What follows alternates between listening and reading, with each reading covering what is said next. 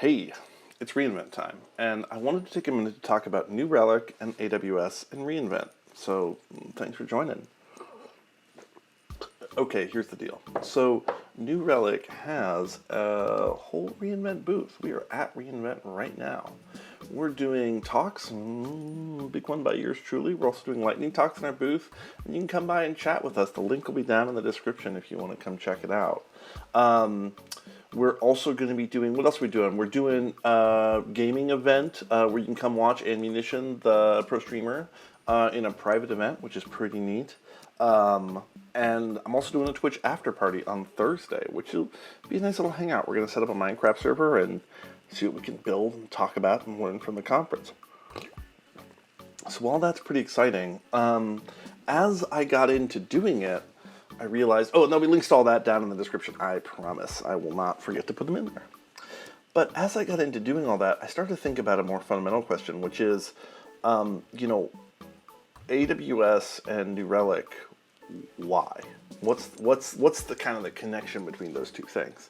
And I realized that there's kind of usually a fairly fundamental understanding of how AWS works there. So I want to get into a little bit. I wanted to talk about how do AWS and New Relic go together? And the short version of that is that AWS really isn't intended as something that's going to give, how should I put this? When you use AWS, you know nobody's going to break into your data center. Like, AWS handles physical security. It is impeccable, right?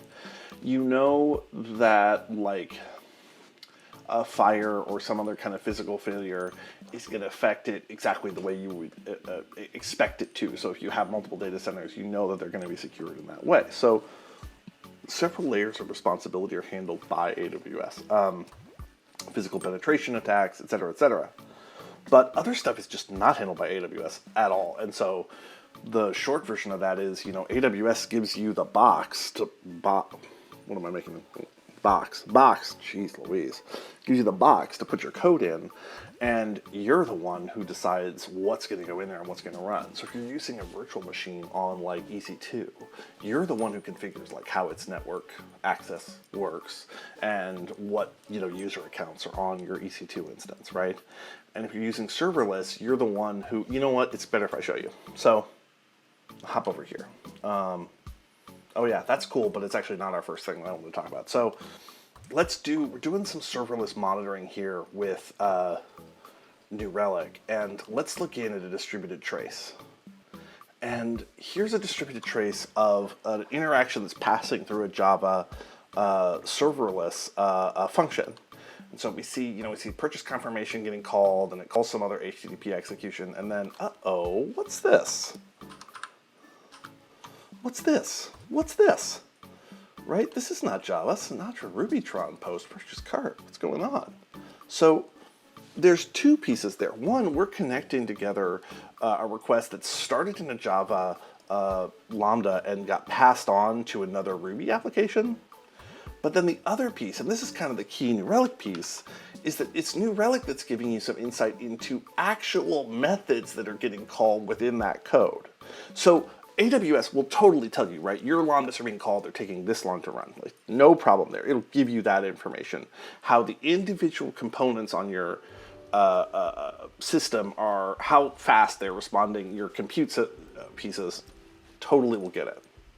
But once you want to go a little bit deeper and say, okay, when you hit this component, what were the actual function calls that happened inside and how much did each of them take? That's not something that AWS is even interested in giving you, right?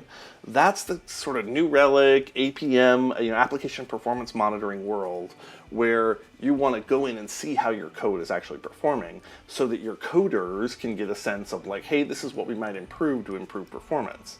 And that's something that you're going to need some kind of instrumentation package to work with. And New Relic is there for you.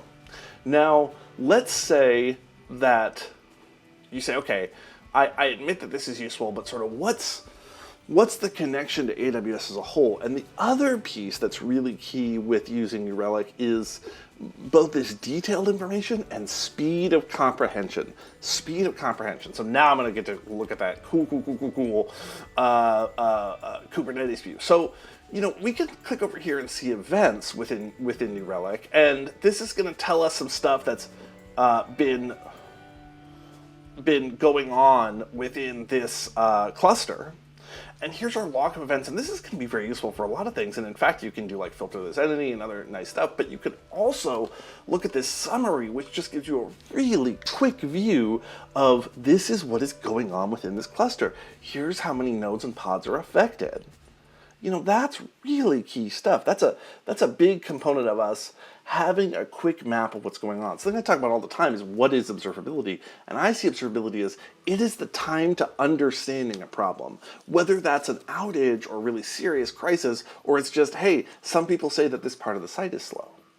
And so being able to both get that detailed, deep knowledge and also being able to pull back and say, hey, what's going on with my service as a whole? Those are the two really key pieces of using New Relic with, huge face, of using New Relic with AWS.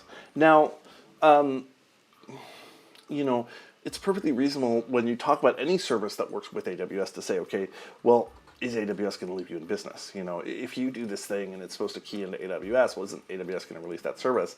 I would say that in general, AWS has been incredibly supportive of any tool that gives people insight over how their whole architecture is working. Again, you know, this is sort of on the most basic AWS certs, is like they really try to define what is their responsibility and what is not. AWS is never going to email you and say, hey, one of your function calls just performs really, really badly.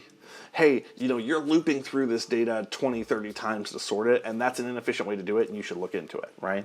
And that's just not something that they're going to take responsibility for a lot of good reasons, mainly because they're just not in that business. So that's why New Relic is an AWS partner. That's why we have this cute sponsor page. Come on, cute sponsor page. That's why you're able to come over and see like our sponsor site where you can see our relationships. Hey, maybe I should actually show it to you on the screen share, where you can take a look at us in the AWS marketplace.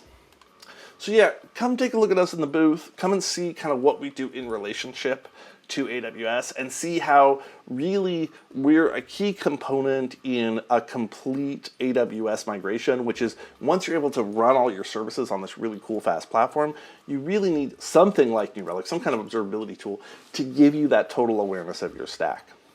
Okay, this was a quick one, but I just kind of wanted to level set a little bit, so thank you so much for taking the time and checking it out. Have a good day, everybody.